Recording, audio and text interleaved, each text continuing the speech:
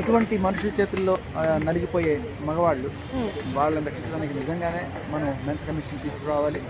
And men's commission రాకపోతే నేను చెప్పింది ఏంటంటే, స్టేజ్ మీద మెన్స్ కమిషన్ రాకపోతే మన దగ్గర ఉండేది ఒకటే ఒక ఛాయిస్, ఒకటి కాదు 4 ఛాయిస్లు చెప్పారు. ఒకటి ఏంటంటే దేశం వదిలి వెళ్ళిపోండి, వేరే దేశంకి వెళ్ళిపోయి ఆ పిఆర్ తీసుకొని అక్కడ ఉండండి.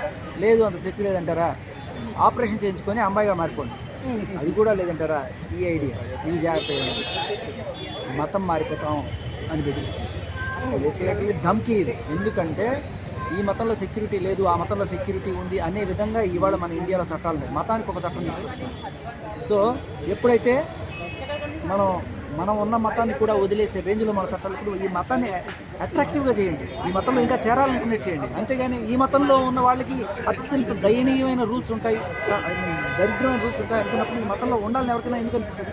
నిజంగా నాకు అనిపిస్తుంది. ఎందుకంటే నేను పుట్టిన మతం, నేను పుట్టిన దేశం ఇక్కడే ఉండాలనుకుంటాను, మగాడిగా ఉండాలనుకుంటాను, ఇదే మతంలో ఉండాలనుకుంటాను. కానీ ఇట్లాంటి దరిద్రపు కొట్టు రూల్స్ వల్ల ఒకటే సింగిల్ పాయింట్ ఏంటంటే, ఎవిడెన్స్ లేకుండా ఎఫ్ఐఆర్ చేయడం అనేది పోవాలి. 99% ప్రాబ్లమ్ సాల్వ్ అయిపోతుంది. సో ఎక్కడ రేప్ జరిగినా ఏదో ఒక చట్టం వచ్చేస్తుంది మగాడి మీద.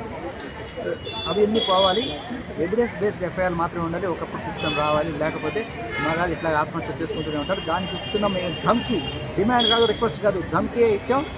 1 రోజుల లోపల అనౌన్స్మెంట్ రావాలి. పురుషుల కమిషన్ రాకపోతే మీరు మతాలు మారడం జనాలు చూస్తారు, దానికి మీదే పాపం అవుతుంది.